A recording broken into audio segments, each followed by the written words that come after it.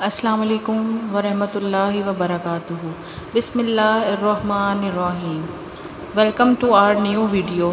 آج کی اس ویڈیو میں آپ کو جس بارے میں بتانے والی ہوں وہ موضوع ہمارا ہے کہ نمازی کے سامنے سے گزرنے والے کی سزا کیا ہے۔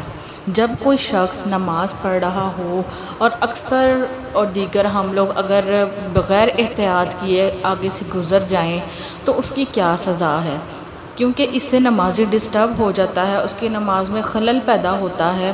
تو سامنے سے گزرنے والے کی سزا کیا ہے، آج کی اس ویڈیو میں آپ کو اس بارے میں بتایا جائے گا۔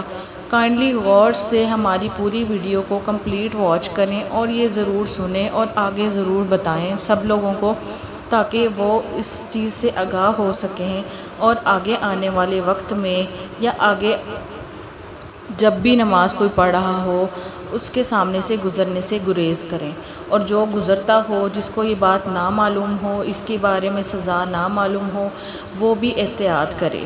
اس کی سزا بہت بڑی ہے۔ اگر ہم انسانوں کو پتہ چل جائے تو ہم تو ڈر کے مارے یا خوف سے بالکل کبھی بھی کسی مجبوری میں بھی نہ گزر سکیں۔ مجبوری کے تحت بھی نہیں گزرنا چاہیے نمازی کے سامنے سے۔ تو میں آپ کو اس کی سزا بتاتی چلتی ہوں۔ رسول اللہ صلی اللہ علیہ وآلہ وسلم نے فرمایا، اگر نمازی کے سامنے سے گزرنے والے کو گزرنے کی سزا معلوم ہو جائے تو اس سے ایک قدم آگے بڑھنے کی بجائے وہ شخص 40 دن، مہینے یا سال وہیں کھڑے رہنا پسند کرے گا۔ یعنی کہ دیکھیں اس کی اتنی زیادہ سزا ہے کہ اگر اس کو سزا معلوم ہو جائے نا تو چاہے اس کو 40 سال کیوں نہ وہاں پہ کھڑے رہنا پڑے، نمازی کے آگے سے گزرنے کے بجائے اس کے سائیڈ پہ، تو بھی وہ کھڑا رہ سکتا ہے، اور اگر 40 سال رہنا پڑے کھڑا تو بھی وہ کھڑا رہ سکتا ہے۔ یعنی کہ آگے سے گزرنے کی اتنی شدید سزا ہے۔